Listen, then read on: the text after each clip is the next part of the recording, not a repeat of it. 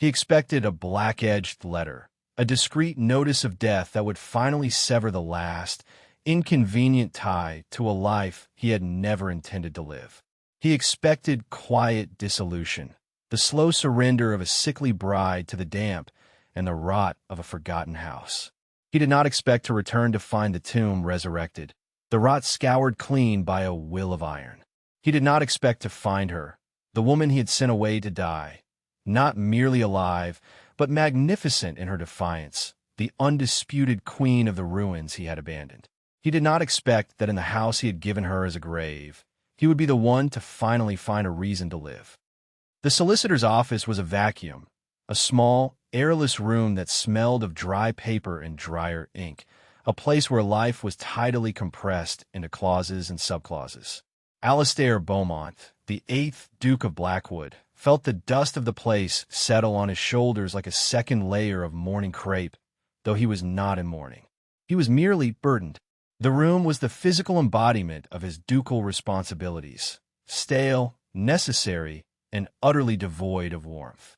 Outside, a miserable London rain wept down the window panes, blurring the gray street into a watercolor of profound indifference. It suited his mood perfectly. He was here to conclude a piece of business that was as gray and miserable as the day itself. A marriage. Across the mahogany desk, a man whose name Alastair had already forgotten was coughing into his silk handkerchief. He was a minor baron, a frayed cuff on the sleeve of the aristocracy, and his desperation was a sour perfume in the room. Beside him, silent and still, sat the object of the transaction, the girl, Alara Vance.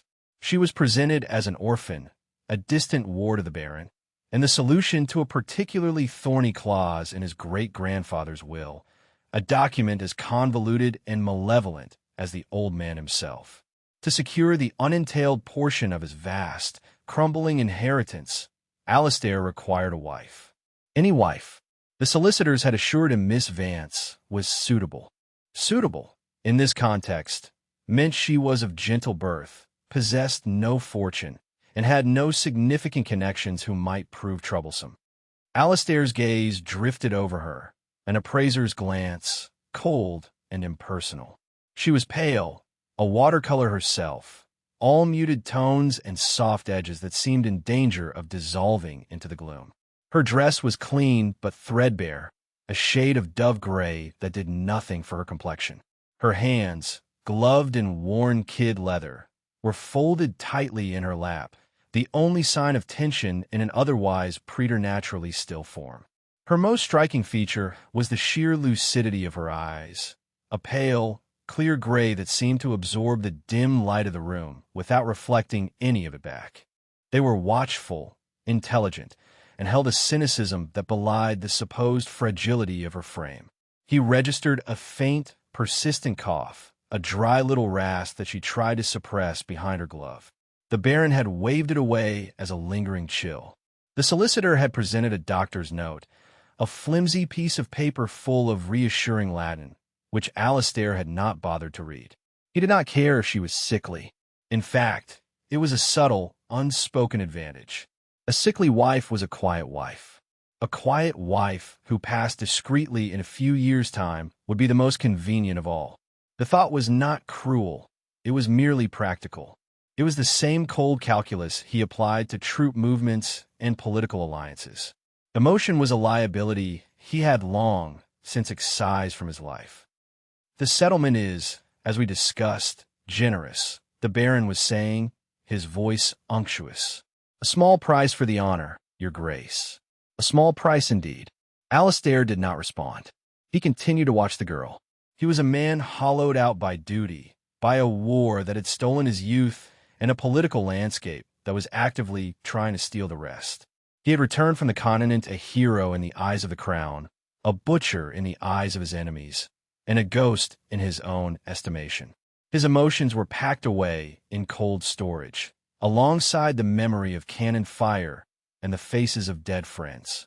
This marriage was not an event in his life. It was an administrative task, like signing a deed or approving a budget. He felt nothing for the woman across the desk.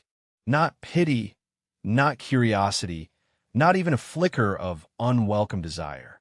He felt only the grim satisfaction of a problem being solved. "Your Grace?" the solicitor prompted gently, holding out a freshly dipped pen. Alistair took it. The nib scratched across the parchment, his signature a black, jagged scar on the page. He was signing away her name, her future, such as it was. He was binding her to him, and in the same motion, he was preparing to cast her aside. He had no intention of installing a duchess in his London residence, a place of political machination and brutal society. He had no desire for a wife to greet him at the end of a long day. He had a place for her, a place far from London, far from him, a place where she could be forgotten. Alara watched the Duke's hand move across the page. It was a large hand, lean and scarred across the knuckles, the hand of a soldier, not a drawing-room aristocrat. He signed his name, Alistair Beaumont, with a sharp, decisive stroke that spoke of impatience. He had not looked at her, not really. He had assessed her, the way one assesses livestock before a purchase, and found her acceptable for his purposes. She knew what those purposes were. She was a body to fill a legal requirement, a placeholder duchess. Her uncle, Baron Croft, had made it brutally clear. He needs a wife. You need a home. Consider it a mercy, he had told her, his gaze sliding away from hers. A mercy. She supposed it was in a way. The alternative was a slow, genteel starvation as a companion to some withered dowager, or worse. This, at least, was a swift, clean execution of her old life. She felt the familiar tickle in her throat and pressed her knuckles to her lips, stifling the cough. It was a nervous habit as much as a physical ailment now, a ghost of the lung fever that had nearly claimed her 2 winters ago. The doctor her uncle had hired, a man whose breath smelled of gin and desperation, had pronounced her delicate but sound. It was a lie, but a useful one. Her supposed fragility was part of the bargain. The great Duke of Blackwood, the Iron Duke as the papers called him, did not want a vibrant, demanding wife. He wanted a ghost, and she, Alara Vance, was prepared to be whatever she needed to be to survive. She had been surviving her entire life. This was just a different kind of wilderness. When he was done, he pushed the parchment back across the desk and rose to his feet. He was taller than she had expected, broad-shouldered and imposing, his presence sucking the remaining air from the small room. He moved with a contained energy, a dangerous stillness that spoke of immense power held in careful check. His face was all harsh angles and shadows, his eyes a startlingly dark blue, like the heart of a winter storm. They were utterly unreadable. "It is done," he said, his voice a low, resonant baritone that held no warmth whatsoever. It was the voice of command, of finality. He gave a curt nod that encompassed both her and her uncle, a dismissal in a single, economical movement. He did not offer her his arm. He did not speak a single word directly to her. He simply turned and walked out of the room, leaving behind a silence that was heavier than all the words that had been spoken. Her uncle let out a long, shuddering breath, the tension draining from his face to be replaced by a greedy relief. "Well," he said, rubbing his hands together, "that is that. You're the Duchess of Blackwood. Try not to make a mess of it." Alara looked down at her gloved hands. Duchess of Blackwood. The title felt like a costume, a heavy velvet cloak thrown over her thin shoulders. It meant nothing. The only thing that mattered was the cold, hard fact of her survival. She had been sold, and she had been bought. The transaction was complete. Now, she simply had to endure the consequences. The carriage ride was a study in silence. It was not a comfortable silence, born of familiarity, but a heavy, oppressive quiet, thick with unspoken things. Alistair sat opposite her, a formidable shadow in the upholstered gloom, his gaze fixed on the rain-lashed landscape rushing past the window. He had not spoken to her since they had left the solicitor's office, save for a curt instruction to the footman. Alara sat perfectly still, her back straight, her hands in her lap. She felt like a parcel, carefully wrapped and addressed to a destination she had never seen. The rhythmic drumming of rain on the carriage roof and the steady clatter of hooves were the only sounds, a monotonous percussion marking the passage of miles, and the slow draining away of her old world. The journey stretched from hours into a full day, then another. They stopped at coaching inns where he would take a private parlor, leaving her to eat alone, attended by a maid who looked at her with a mixture of awe and pity. He was not cruel, he was merely absent. He was a force of nature that had swept her up, and now he was carrying her along with the same detached indifference as a river carrying a fallen leaf. She learned to read the landscape of his face in the fleeting moments his gaze would pass over her. The faint tension in his jaw, the weary lines around his eyes, the way his hands would clench and unclench on his knee as if strangling a thought. He was a man at war with himself, and she was merely collateral damage. On the third day, the landscape began to change. The rolling hills and tidy fields of the south gave way to something wilder, more desolate. The trees grew darker and more gnarled, leaning away from the wind. The sky seemed to press down, a lid of bruised pewter on a world of brown and gray. The very air grew colder, seeping through the carriage walls, carrying with it the scent of damp earth and decay. This was the north. This was his territory. "We are almost there," he said, his first unsolicited words in nearly 200 miles. His voice startled her, a rough stone cast into the placid pool of her thoughts. Alara looked out the window. Through the relentless drizzle, she could see a line of dark hills, and nestled at their feet, what looked like a collection of jagged black teeth rising from mist. As they drew closer, the teeth resolved into the turrets and gables of a great house, a Gothic monstrosity of blackened stone that seemed to absorb the bleak light of the afternoon. It was vast, sprawling, and looked less like a home than a fortress that had lost a long and bitter war. Ivy, thick as a man's arm, clawed at the walls, its dark leaves plastered slick with rain. Windows, like vacant eyes, stared out from the facade, many of them boarded over. The place did not welcome. It loomed. The carriage turned onto a drive choked with weeds, the iron gates hanging askew from a single, rusted hinge. They rattled past what must have once been formal gardens, now a wilderness of tangled briars and skeletal rose bushes. A great, dead oak stood sentinel near the entrance, its bare branches reaching for the sky like twisted black fingers. Alara felt a chill that had nothing to do with the damp air. The house was not just neglected, it felt malevolent. It felt like a tomb. He had called it Gravemore. The name was apartment. The carriage shuddered to a halt before a set of massive, oak doors studded with iron. A footman, his livery damp and sagging, hurried to open the door. Alistair swung himself out without a backward glance, his boots landing with a soft thud on the gravel. He stood for a moment, surveying the ruin of his ancestral home, his expression unreadable. Alara gathered her skirts and allowed the footman to help her down. The air was thick with the smell of wet stone and mildew. A cold, fine mist immediately began to settle on her hair and cloak. She stood beside the carriage, a small, gray figure in the shadow of the great, dark house, and waited. He finally turned to her, his dark blue eyes sweeping over her, and then over the house, as if linking them together. "This is Gravemore," he said, a statement of fact, not an introduction. "It will be your residence." The front doors creaked open, revealing a sliver of profound darkness within.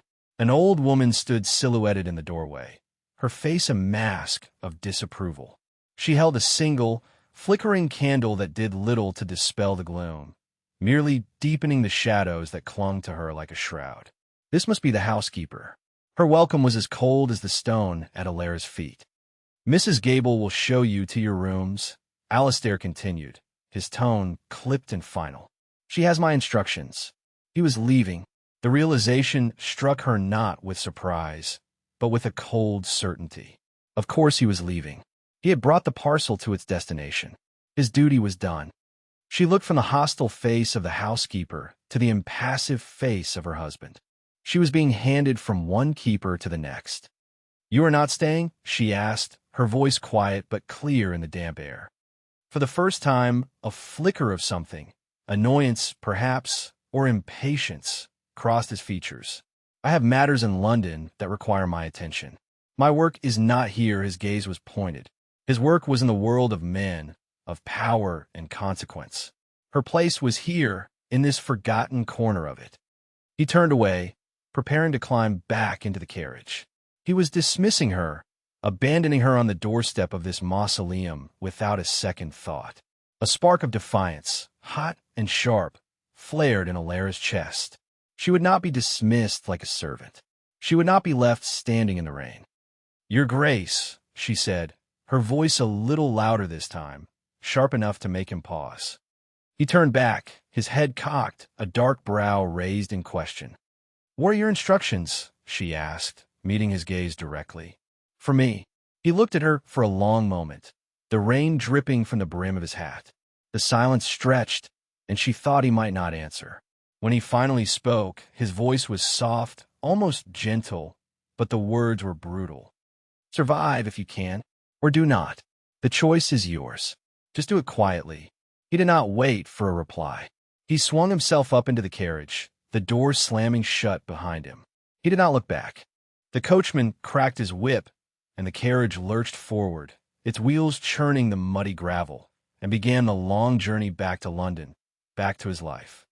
Alara stood alone in the rain, the cold seeping into her bones.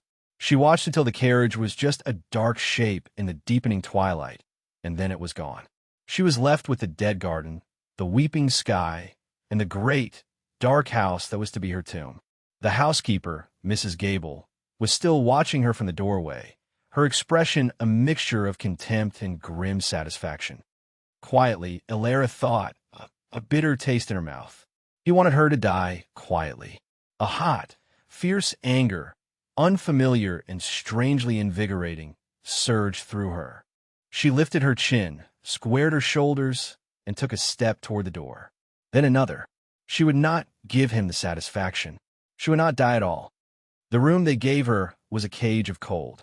It was in the north wing, a vast chamber with a vaulted ceiling from which shadows hung like sleeping bats. A heavy, damp chill clung to the stone walls, a permanent miasma that the meager fire sputtering in the grate could not hope to dispel. The tapestries that lined the walls were faded and stained with mildew, depicting a grim hunting scene where skeletal dogs pursued a spectral stag. The air smelled of cold ash, damp wool, and something else, something ancient and sad, like old paper crumbling to dust. Her bed was a monstrous carved affair, draped in threadbare velvet curtains that did nothing to keep out the drafts that snaked across the floor like icy serpents. Lying in it felt like being interred before one's time. Mrs. Gable, the housekeeper, was a creature born of the house's decay. She was tall and gaunt, perpetually clad in black bombazine that rustled with disapproval. Her face was a road map of grievances, her lips set in a permanent, thin line. She treated Alara with a veneer of correct, cold deference that was more insulting than open hostility. "Her Grace's broth," she would announce, placing a tray with a bowl of thin, lukewarm liquid on the bedside table. "Her Grace's fire has been tended." The title was a weapon in her mouth, a constant reminder of Alara's position as an unwanted interloper. Mrs. Gable had served the Duke's mother, a famously fragile woman who had faded away in this very house.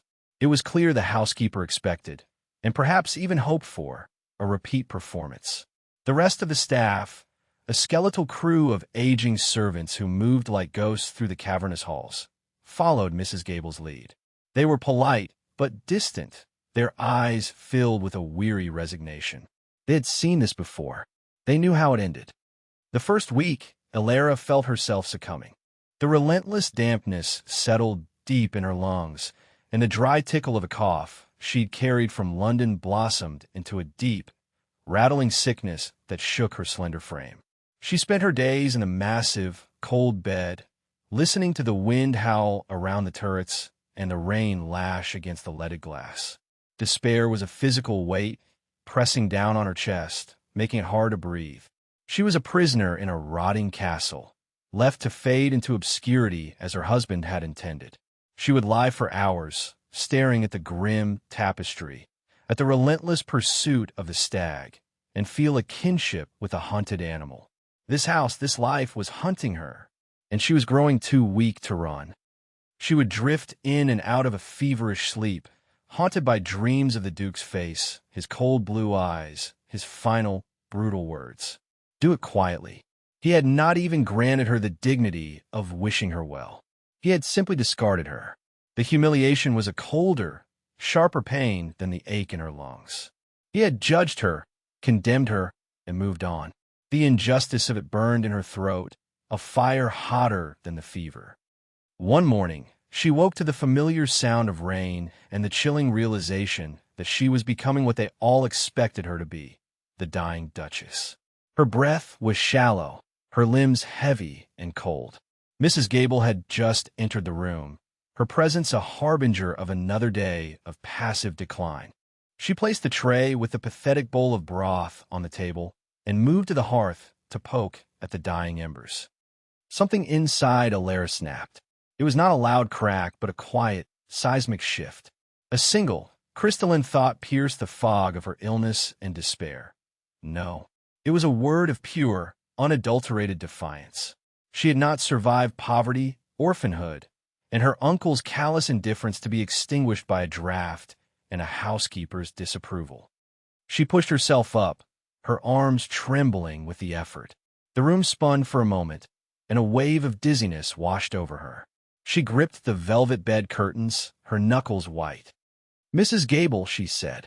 Her voice was a hoarse croak, but it cut through the quiet room. The housekeeper turned, her expression one of mild surprise. "Your Grace." "Move my bed," Alara commanded, her voice gaining a sliver of strength. "Move it to the center of the room, away from this wall. The damp is killing me." Mrs. Gable's thin eyebrows rose. "The bed has been in that position for 50 years, Your Grace. The late Duchess found it." "I'm not the late Duchess," Alara interrupted, her gray eyes flashing with a light the housekeeper had never seen before. "And I am not yet the late Duchess myself, though this room seems determined to make me so. Find a footman. Move the bed."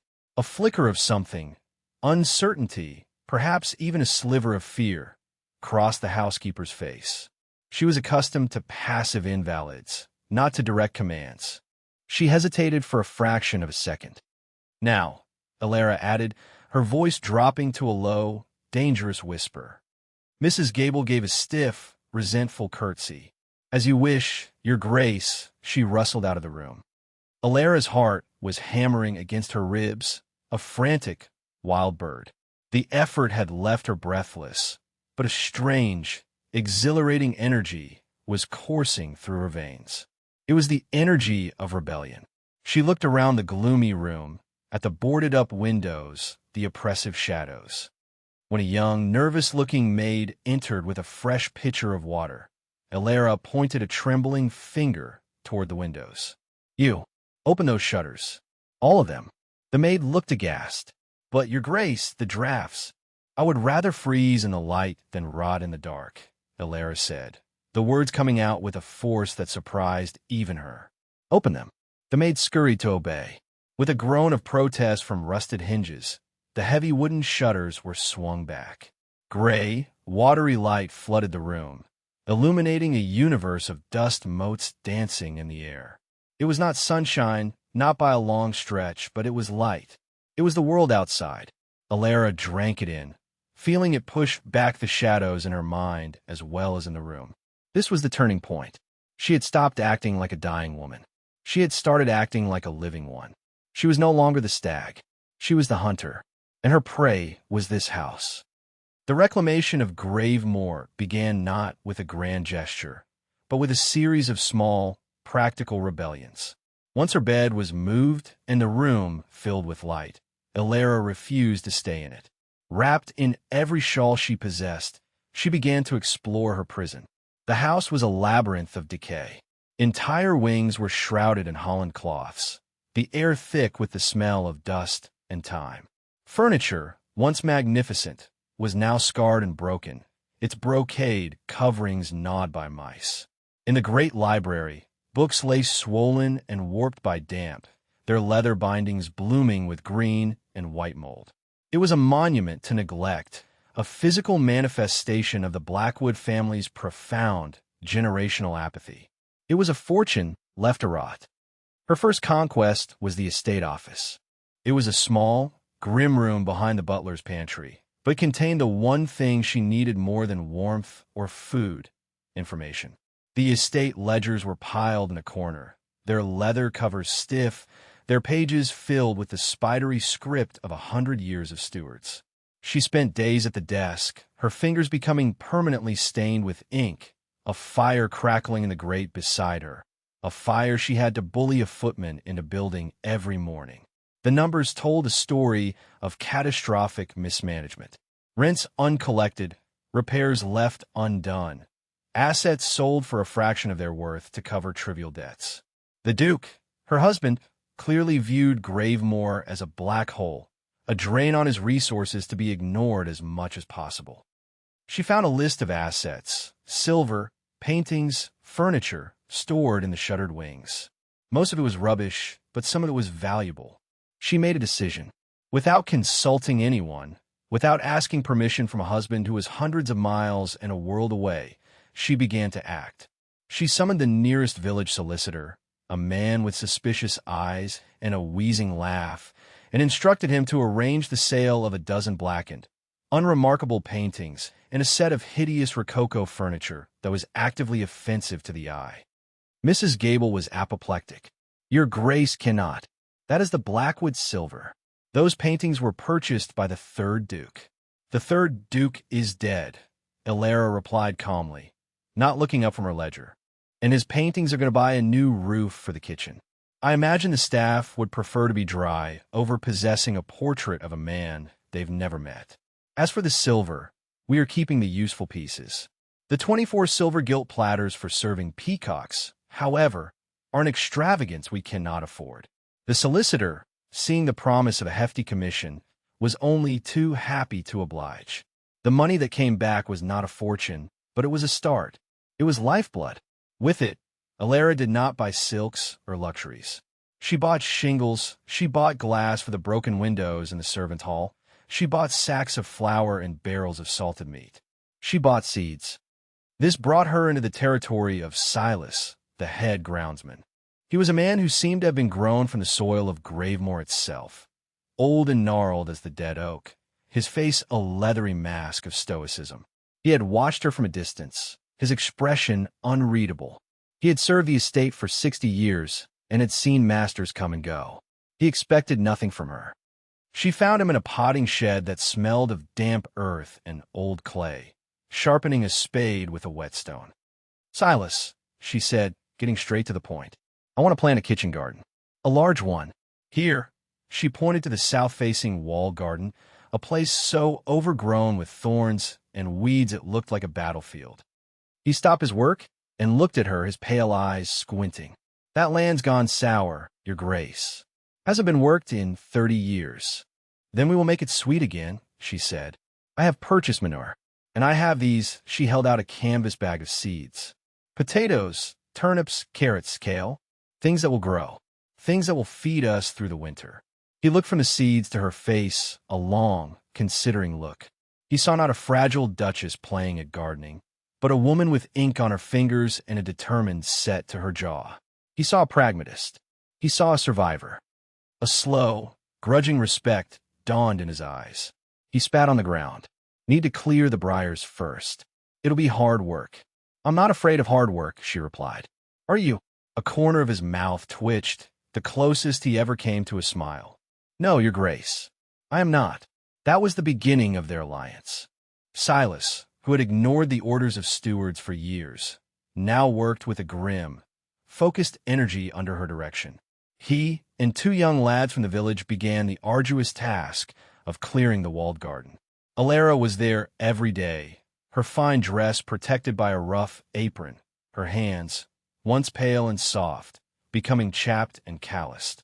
She learned to prune, to dig, to feel the rhythm of the seasons. The physical labor was exhausting, but it was a clean exhaustion. It scoured the sickness from her lungs and the despair from her mind. Her cough, which had plagued her for years, began to fade, replaced by the deep, even breaths of someone who spent her days in the open air.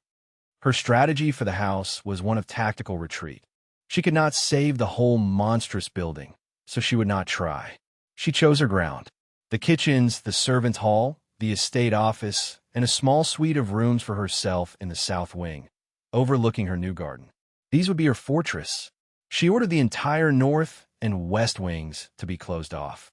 The heavy oak doors were shut, the connecting hallways boarded over. "We are shrinking the house to save it," she explained to a skeptical Mrs. Gable.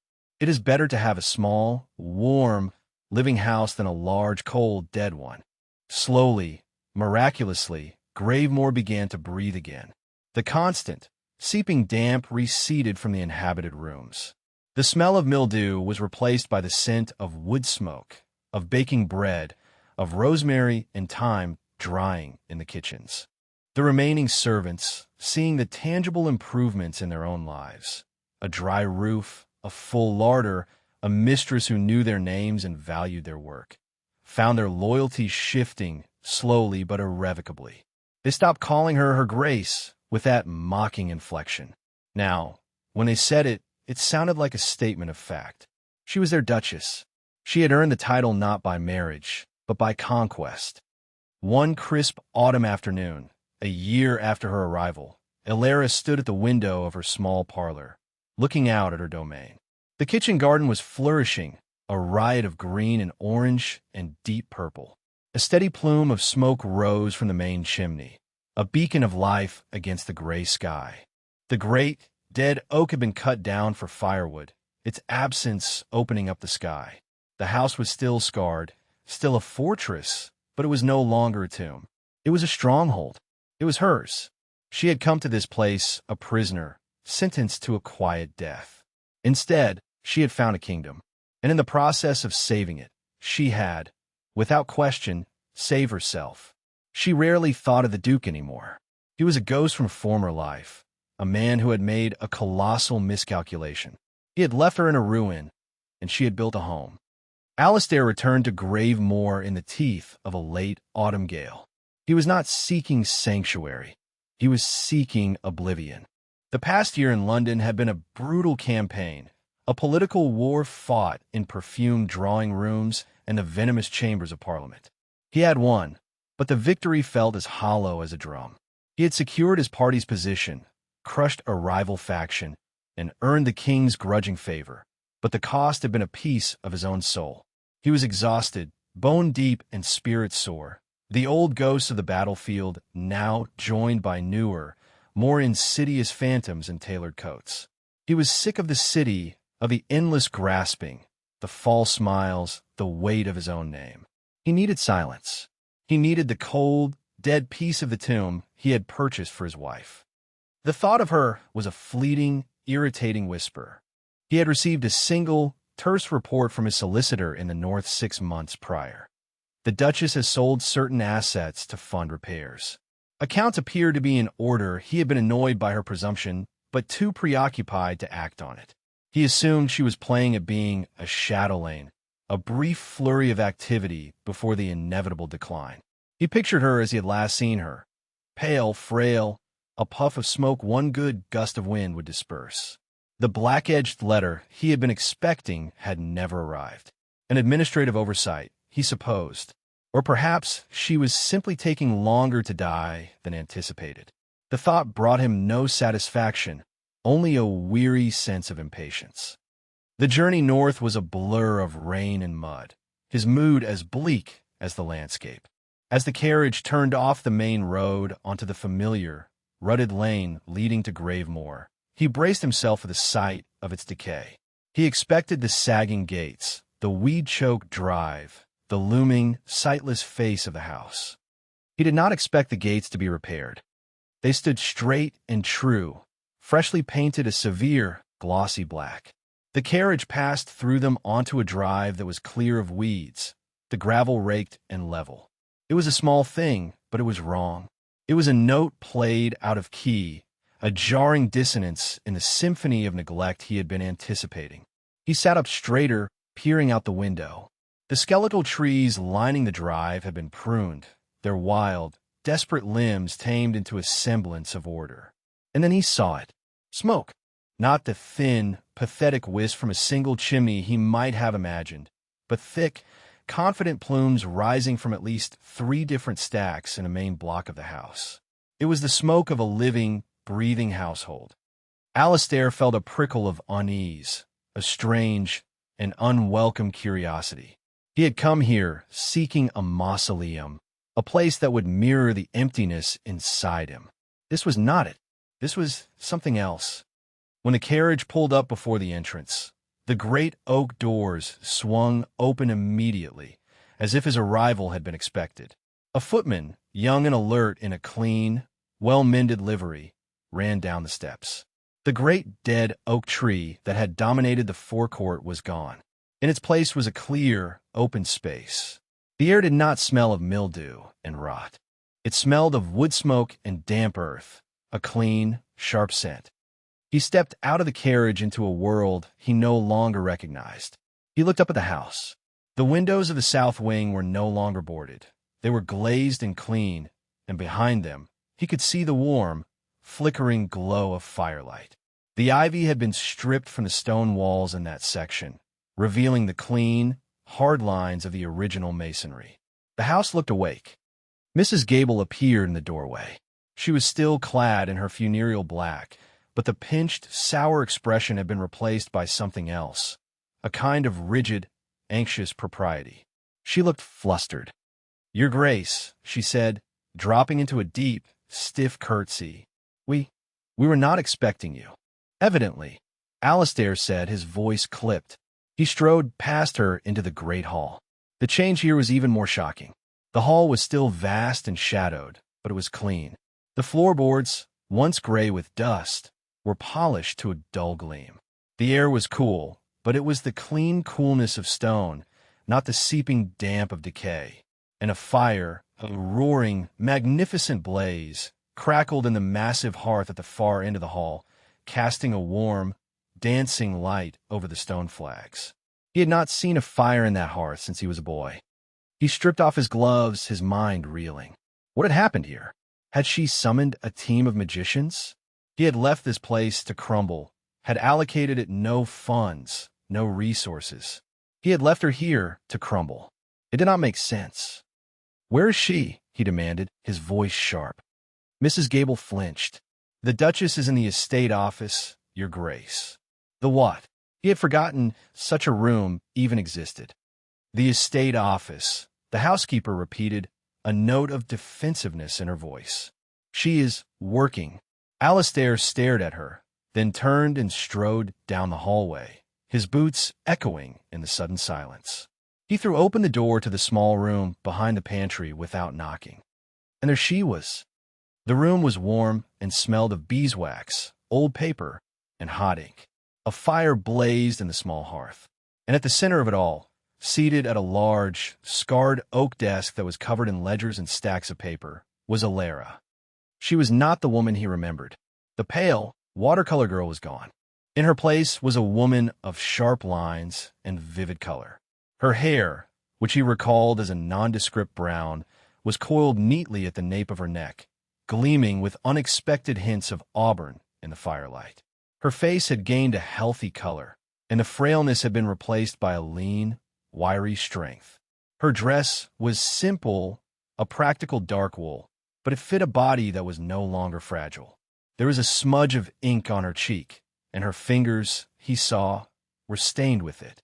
She looked up as he entered, her lucid gray eyes widening for a fraction of a second in genuine surprise.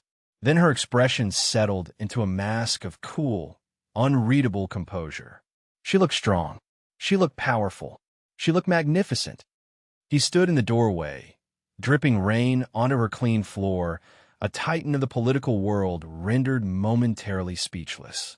All the weariness, all the cynical certainty he had carried with him on his journey north, evaporated in the face of this incomprehensible reality. He found his voice, the only words that would come. They were blunt, accusatory. "You are alive." Alara set her pen down with deliberate care, placing it neatly beside the inkwell. She leaned back in her chair, the worn wood groaning softly. She regarded him for a long moment, her gaze sweeping over him, taking in his rain-soaked coat, his exhausted face, the shock in his eyes. He was an intruder here. This was her world, a world she had built with her own two hands, and he had just blundered into the middle of it. A small, ironic smile touched her lips. "I apologize for the inconvenience, Your Grace," she replied, her voice as cool and clear as a winter morning. The words hung in air between them, a declaration of war disguised as an apology. The power dynamic he had established so brutally on the day he abandoned her had not just been challenged, it had been utterly inverted. He was the Duke of Blackwood, one of the most powerful men in England, and yet, in this small, warm room, he felt like a trespasser. She was not his victim. She was not his dying bride. She was the mistress of Gravemore, and he was the one who was unexpected, unwelcome, and utterly out of place. He took a step into the room, the door swinging shut behind him, plunging them into a sudden, charged intimacy. The only sounds were the crackle of the fire and the drumming of the rain against the window pane. The air was thick with unspoken questions, with a year of silence and a world of change. "What is all this?" he asked, his voice a low growl. He gestured vaguely, a sweep of his hand meant to encompass the fire, the ledgers, her, the gates, the house. "It is called maintenance, Your Grace," she said, her tone level, almost pedagogical, a concept with which Gravemore appeared to be unfamiliar. "I took the liberty of making an introduction." Her composure infuriated him. He had expected tears or fear, or at the very least a fawning gratitude for his return. He had not expected this cool, sharp-tongued stranger who looked at him as if he were a slow-witted subordinate. He was used to commanding fealty, to being the center of any room he entered. Here, his authority was a foreign currency. "You sold Blackwood property," he stated, his voice hard. It was an accusation. "I did," she confirmed without a flicker of remorse. "I sold broken furniture and ugly paintings. I used the funds to repair the roof, purchase livestock, and pay the staff a living wage. You will find a full accounting in this ledger." She tapped a thick, leather-bound book with one ink-stained finger. "I assure you, the estate is now solvent. It may even turn a profit by next spring. Another novel concept for Gravemore, I believe." He stared at her, nonplussed. He was a master of debate, a man who could dismantle arguments with a few cutting words in the House of Lords. But he had no argument for this. He had no defense against her ruthless practicality. He had left her to manage a ruin, and she had done exactly that, with a competence that bordered on genius. A knock at the door broke the tension. A young maid entered, her eyes wide as she saw the Duke. She curtsied low, her gaze darting nervously between them. "Beg pardon, Your Grace," she said, her voice a timid squeak. She was addressing Alara. Silas sent word. "The new drainage ditch by the east pasture is holding well against the rain." "Thank you, Mary," Alara said with a nod. "Tell him I'll walk down to see it in the morning if the weather breaks." The maid curtsied again and scurried out, closing the door behind her. The brief exchange was more devastating to Alistair's sense of order than anything Alara had said. The staff reported to her. Her authority was not just something she claimed. It was real, an established fact of life in this house. He was the master in name only. She was the one who ruled. "You have been busy," he said, the words laced with a grudging, bitter irony. "I had nothing else to do," she replied simply. "You gave me a single instruction, Duke. To survive." This, she swept her hand over the desk, the ledgers, the symbol of her power, is what my survival looks like. He felt a wave of profound weariness wash over him, extinguishing the last embers of his anger. He was too tired for this fight.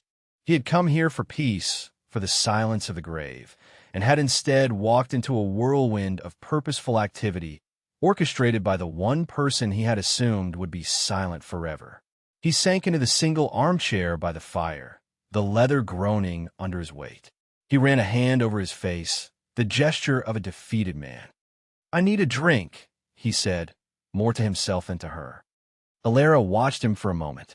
She saw past the ducal arrogance, past the cold fury, to the exhaustion that lay beneath. She saw the deep lines of strain around his eyes, the slight tremor in his hand. He looked like a man who had been holding the world up and had finally felt his knees begin to buckle. A flicker of something that was not quite pity, but perhaps a kind of dispassionate understanding, moved within her. She rose from her desk and went to a small cabinet in the corner. She poured a generous measure of brandy into a glass and handed it to him. Her fingers brushed his as he took it, a brief, impersonal contact that nonetheless sent a strange jolt through him. "Welcome home, Your Grace," she said, her voice devoid of all irony. He looked up at her, the glass halfway to his lips. He was an intruder in a house that bore his name, a stranger to a wife he had bought and discarded. And she, the woman he had sent here to die, was offering him a welcome. The absurdity of it was staggering. He took a long, burning swallow of the brandy. It did nothing to warm the chill that had settled deep in his bones. The battle for Gravemoor had been lost before he had even realized it had begun. The storm broke that night, a furious assault of wind and rain that seemed intent on tearing Gravemoor from its very foundations. Alistair lay awake in the grand, cold master suite, a room Alara had pointedly left untouched, a museum of its former glory, and listened to the gale. The wind shrieked through the chimneys like a banshee, and the rain hammered against the glass in violent percussive bursts. Every so often, the entire house would shudder as a particularly savage gust slammed into the north wing. It was a sound he knew well. It was the sound of artillery. He closed his eyes, but the darkness offered no escape. The howling wind became the scream of falling shells.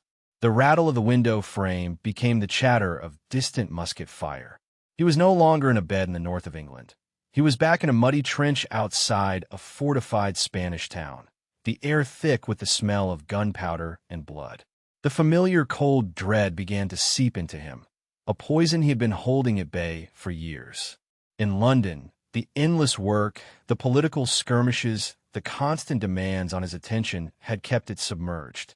But here, in the echoing silence of his own forgotten house, with the storm as his tormentor, the past came rushing back with a vengeance. He saw the face of his young adjutant, a boy of 19 with his mother's eyes, a moment before a cannonball had turned him into a red mist. He felt the phantom weight of a dying soldier in his arms, the man's final, gurgling breath hot against his cheek. These were the ghosts he lived with, the price of his victories, the source of the hollowness inside him. The Iron Duke, a title forged in the fires of other men's deaths. A particularly violent crash of thunder, so close it shook the bed, shattered his control. It was not a sound, it was a physical blow. A guttural cry was torn from his throat, and he was out of the bed, scrambling, his heart hammering against his ribs in pure animal terror. He stumbled through the darkness, his mind a maelstrom of panic, searching for cover, for a weapon, for anything to fight the unseen enemy. His breath came in ragged, tearing gasps. The walls of the room were closing in, the ornate furniture twisting into menacing shapes in the flashes of lightning. He was trapped. He was going to die here. The control he had cultivated his entire life, the icy detachment that was his shield and his sword, shattered into a million pieces. Alara was awake. The storm was too loud for sleep, and a persistent draft had found its way into her room, carrying the scent of rain. She was lying in bed, listening to the fury of the weather, when she heard the sound. A crash from the master suite down the hall, followed by a cry. It was not a sound of pain, but of raw, unadulterated terror. She sat bolt upright, her heart pounding. Her first thought was of an intruder, but that seemed unlikely. No one would be out in this weather. It had come from his room. She lit a candle, her hand steady despite the adrenaline coursing through her. She pulled on a heavy woolen robe, her mind working with the cold, pragmatic clarity that had become her nature. Something was wrong. The Duke of Blackwood, the man of iron and ice, did not make sounds like that. She padded down the cold, dark hallway, the small flame of her candle pushing back the oppressive shadows. The door to his suite was ajar. She pushed it open and stepped inside. The room was freezing, a window having been blown open by the wind, letting in a spray of rain. And in the center of the room, illuminated by a flash of lightning, was Alistair. He was crouched against the wall, his hands covering his head, his broad shoulders shaking. He was wearing only his breeches, his bare torso gleaming with a cold sweat. He was muttering to himself, fragments of words, names, please. He was not the formidable Duke. He was a man utterly broken, cornered by demons only he could see. She felt no fear. She felt no pity. What she felt was a strange, powerful surge of confidence. This was a crisis, and she knew how to handle a crisis. She walked slowly into the room, setting her candle down on a chest. The wind immediately extinguished it, plunging them back into darkness broken only by the storm. "Duke," she said, her voice calm and even. She did not raise it above the howl of the wind. He flinched violently at the sound, scrambling backward as if struck. "Stay back," he rasped, his voice unrecognizable. "You are at Gravemore," she said, keeping her tone steady and matter-of-fact. "You are in your bedroom. It is only a thunderstorm." She took another step closer. Lightning flashed again, and she saw his face. His eyes were wide with a terror so profound it was almost sublime. He wasn't seeing her. He was seeing something else, something from a decade ago and 1,000 miles away. She knew then that pity would be an insult, and sympathy a weakness. He did not need to be coddled. He needed to be anchored. He needed to be brought back from wherever he was. She stopped a few feet from him. "The window has blown in," she said, her voice relentlessly practical. "The rain is ruining the aubusson carpet, the one your grandmother brought from France. It will be a considerable expense to have it restored." He stared at her, his breathing still ragged. Her words were nonsensical in the face of his terror, and yet they were a lifeline. They were about the here and now. Carpets. Expenses. "The south chimney needs sweeping before winter," she continued, her voice a low, steady monotone. "Silas is concerned the blockage is a fire hazard. And the east pasture, the one that floods? The new ditch is working, but I think it needs to be deeper. What is your opinion on the matter? You have military experience with engineering.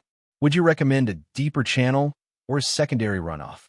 She was talking about drainage, about chimneys, about the mundane, practical reality of the world she had built. She was pulling him back, piece by piece, from the battlefield in his mind. He shook his head, a gesture of confusion. The shaking in his shoulders began to subside. The ditch," he stammered, his voice hoarse. "Yes," she pressed, seizing the opening. "The soil is mostly clay. I was thinking another foot in depth should suffice, but the angle of the slope is a concern. We don't want to cause more erosion on the far bank." He blinked, and, for the first time, he seemed to actually see her. She was just a shape in the darkness, a calm, steady presence in the heart of the storm. He focused on her voice, on the solid, earthy problems she was presenting to him. Drainage, clay, erosion. These were things he could understand. They were real. They were not ghosts. Slowly, shudderingly, he pushed himself into a sitting position, his back against the wall. The storm still raged outside, but the storm inside him was beginning to recede, beaten back by the sheer, stubborn practicality of her words. She did not move closer. She did not offer a hand. She simply stood there, a sentinel in the dark, talking quietly about the business of living until the man who had forgotten how to live remembered. She had seen the raw, terrifying vulnerability beneath his armor of command, and she had not flinched. She had simply held her ground, and in doing so had given him ground to stand on. The storm passed before dawn, leaving behind a world washed clean and a profound, ringing silence. Alistair sat in the armchair in his room, a heavy blanket wrapped around his shoulders, and watched the first pale, gray light of morning creep over the hills. He felt scoured out, hollowed, but the frantic terror was gone. In its place was a bone-deep shame, and something else, a grudging, staggering sense of gratitude. He had lost control, completely and humiliatingly.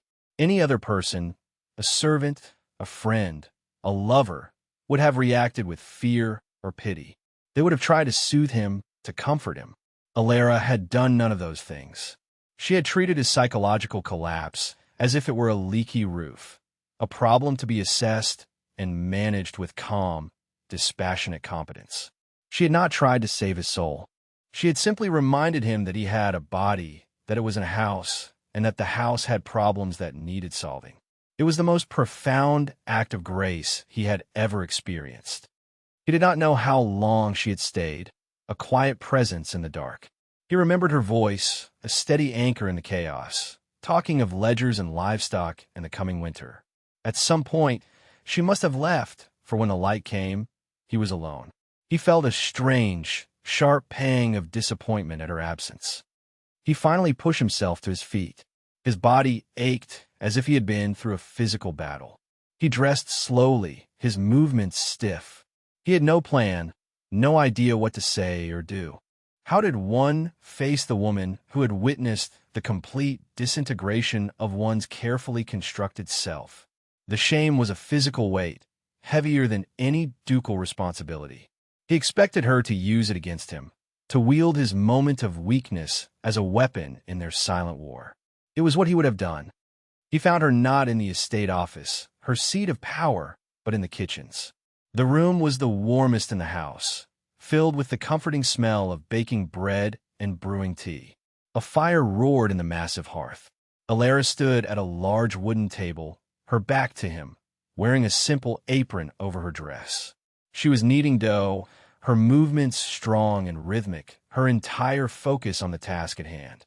She seemed completely at peace, a part of the room's steady, life-affirming energy. He paused in the doorway, suddenly unwilling to break the spell. He watched the steady press and fold of her hands in the flour-dusted dough. It was a practical, grounding motion. It was life. She must have sensed his presence, for she spoke without turning around. "There is tea on the hob. The cook has not yet come down." Her voice was calm, utterly normal. There was no trace of last night's drama in it, no hint of triumph or contempt. He moved to the hearth and poured himself a cup of tea, his hands not quite steady. He leaned against the warm stone of the mantelpiece and watched her work. The silence stretched, but it was not the hostile silence of their first day. It was something else, something quieter and more complex. He had to say something. The apology, the explanation, lodged in his throat, thick and useless. Instead, another truth, a simpler one, emerged. "I'll let it rot," he said, his voice rough. She did not stop her kneading. "What?" "The house," he clarified. "Gravemore. My family, we broke it. We let it die. I finished the job." It was a confession, not of his weakness last night, but of a deeper, more profound failure. It was the only thing he could offer her, this admission of his own neglect. She paused in her work, pressing her palms into the soft mound of dough. She looked at it for a moment, then finally turned to face him. Her clear, gray eyes held no judgment, only a frank assessment. "It was rotting," she agreed, her tone matter of fact. "Now it is not." And that was all. No absolution, no condemnation. Just a simple statement of fact. He had broken it. She had fixed it. The past was the past. Her focus was on the present, on the bread that needed to rise, the house that needed to be managed. Her pragmatism was a balm, a clean, sharp antidote to his festering guilt. He took a sip of the hot tea. "The ditch," he said, the word feeling foreign in his mouth. A flicker of a smile touched her lips. "Yes, the ditch.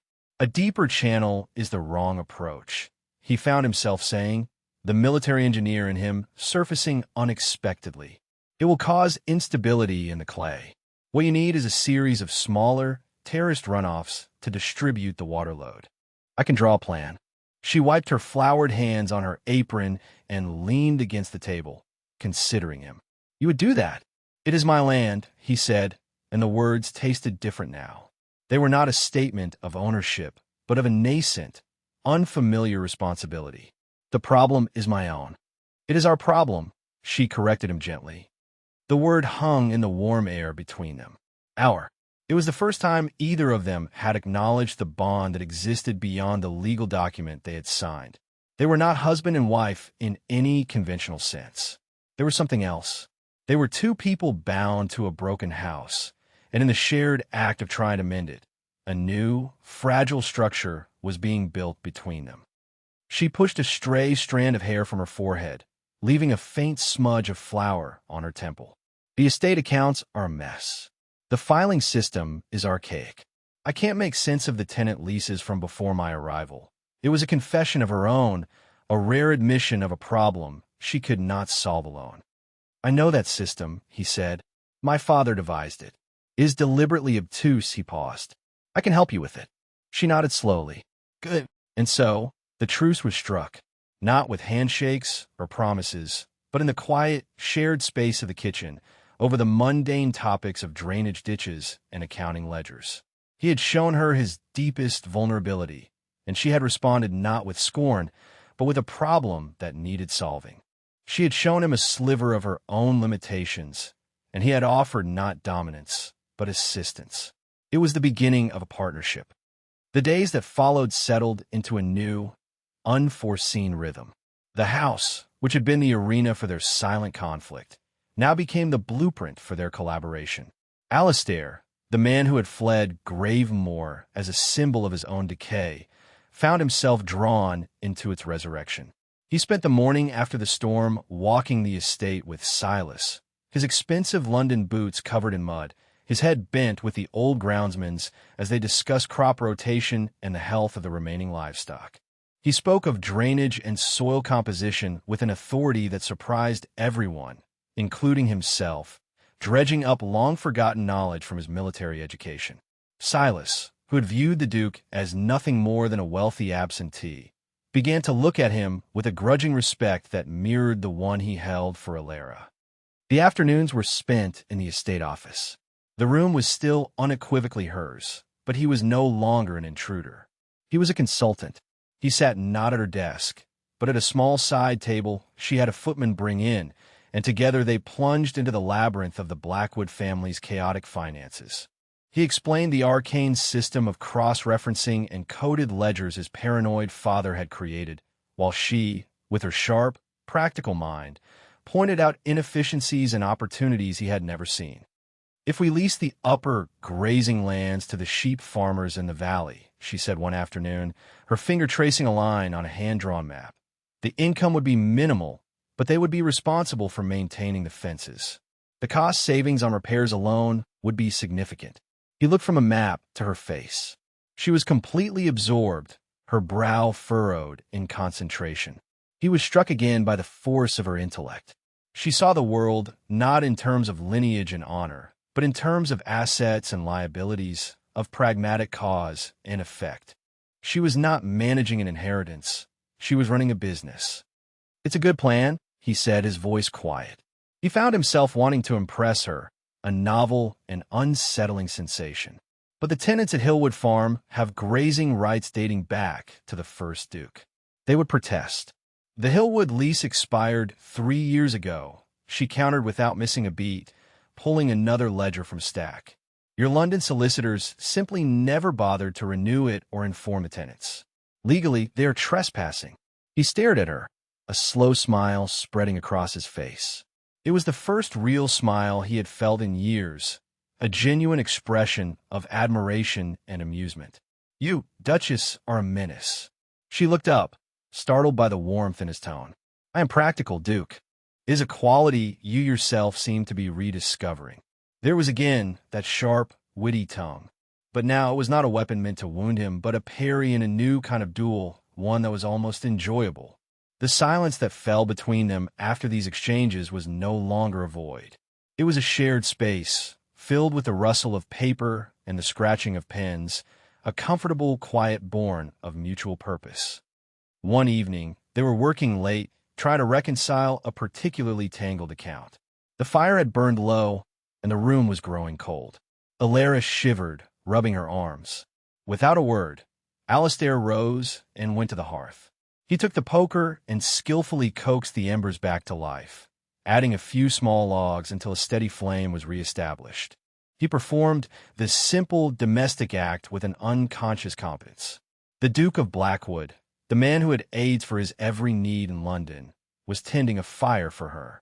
He turned back to the table, and their eyes met over the flickering light.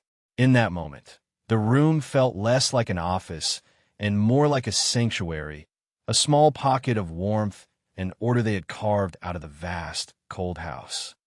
"Thank you," she said, her voice soft. He merely nodded, but a current passed between them, an acknowledgement of the shifting ground beneath their feet. He was no longer just the architect of her exile. She was no longer just the symbol of his unwanted duty. They were partners. The true test of their new dynamic came during the harvest. The weather turned unexpectedly, and a forecast of early frost threatened the potato crop, the linchpin of Alara's plan for winter sustenance. There were not enough hands to bring it all in quickly enough. Panic rippled through the small staff.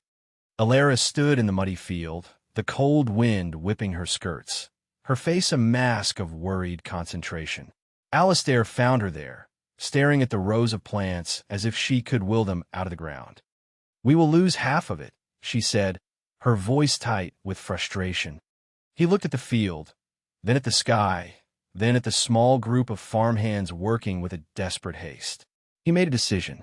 He strode back to the house and returned not with orders, but with his sleeves rolled up to the elbows, his ducal hands bare. He picked up a digging fork. "Show me where to start," he said.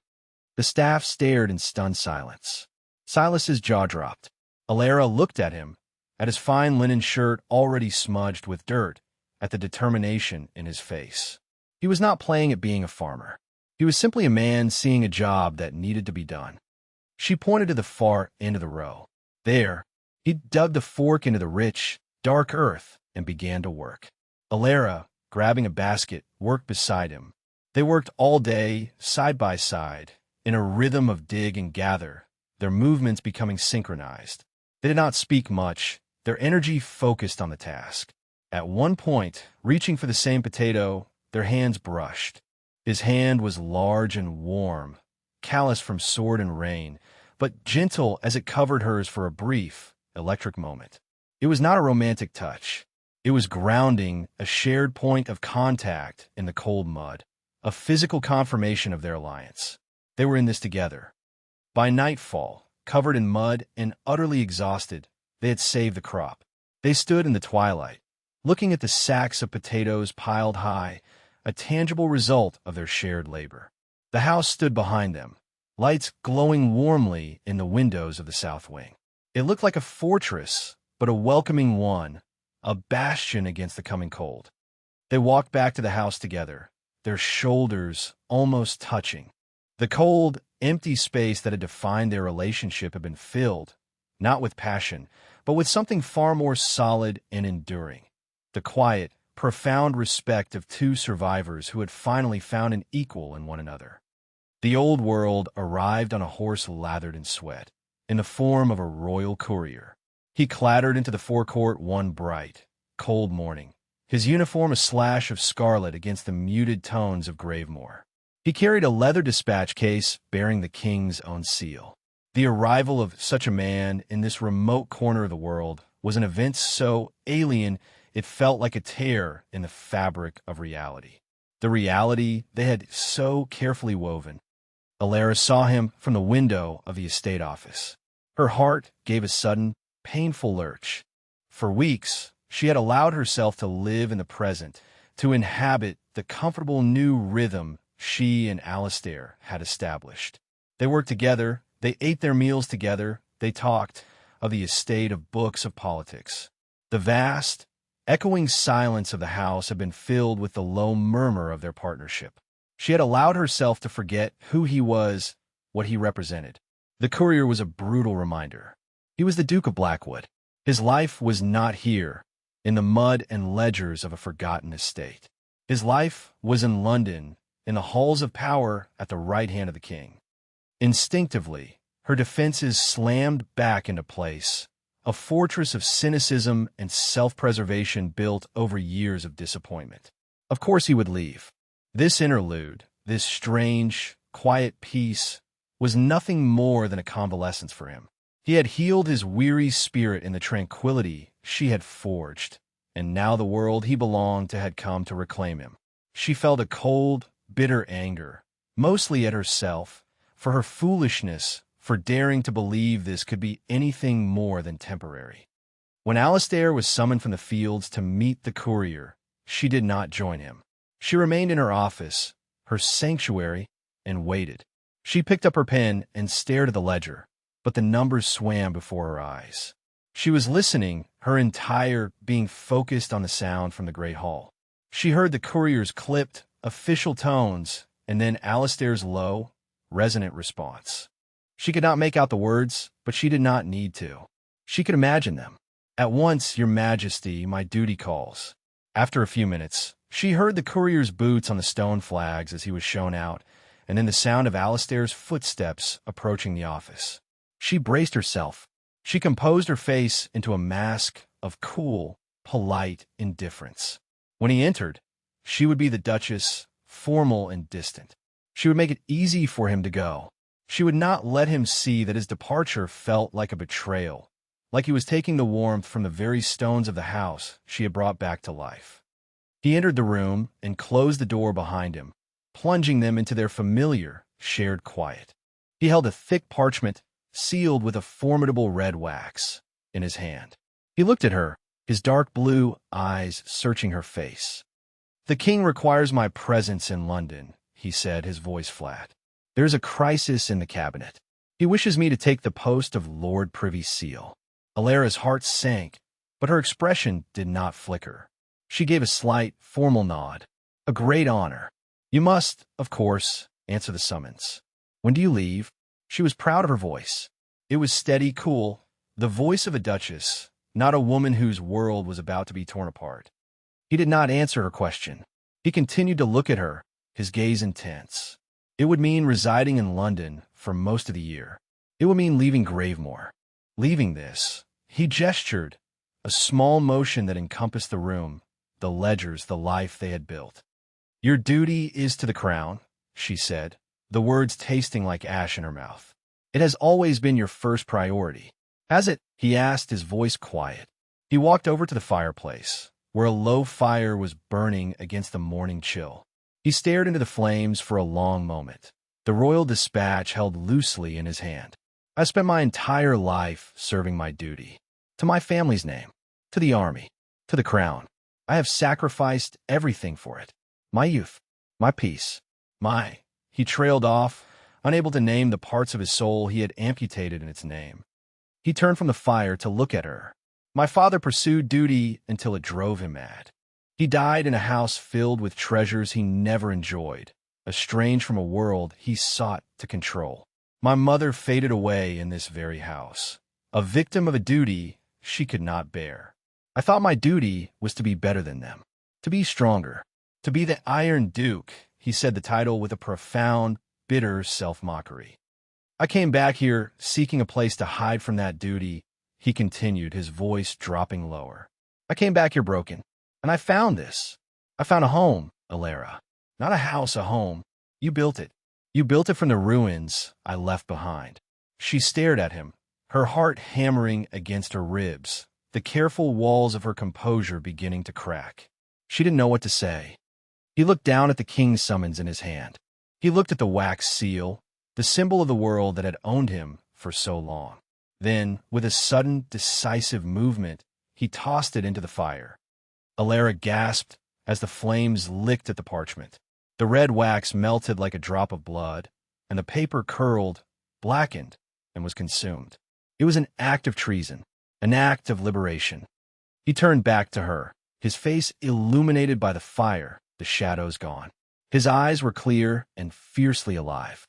"My duty is no longer to a king in a distant city," he declared, his voice ringing with a newfound certainty. "My duty is to the land that feeds us, to the roof that shelters us. My duty is here." He took a step toward her, then another, until he was standing before her desk. He reached out, not to touch her, but as if to show his hands were empty. "You are my home, Alara." The words were simple. They were not a declaration of love. not in the way the poets wrote of it. They were a declaration of fact, a statement of truth, as solid and real as the stone walls around them. They were everything. The last of her defenses did not just crumble, they evaporated. The cynical survivor, the pragmatic duchess, the woman who had learned to rely on no one but herself, was gone. In her place was simply Alara, and for the first time since she was a child, she felt the hot, stinging rush of tears to her eyes. A single tear escaped and traced a path down her cheek. He reached out then, his fingers gentle, and brushed it away. His touch was warm against her skin. She rose from her chair and, without a thought, she leaned into him. She rested her forehead against the solid wall of his chest, her hands coming up to grip the rough fabric of his coat. She felt the steady, strong beat of his heart beneath her ear. It was the sound of a promise, the sound of a beginning. He wrapped his arms around her, holding her close. It was not a passionate embrace, but something far more profound. It was an anchor. They stood there for a long time, in the center of their small, warm office, while the fire consumed the last vestiges of the old world. Outside, the wind blew, and the first hints of winter were in the air. But inside the house, inside the circle of their arms, there was no cold. There was only the fierce, unshakable warmth of two people, once broken and alone, who had found their way back to life. They were a permanent fixture against the coming storm, in the house that was, like them, fiercely alive and completely whole.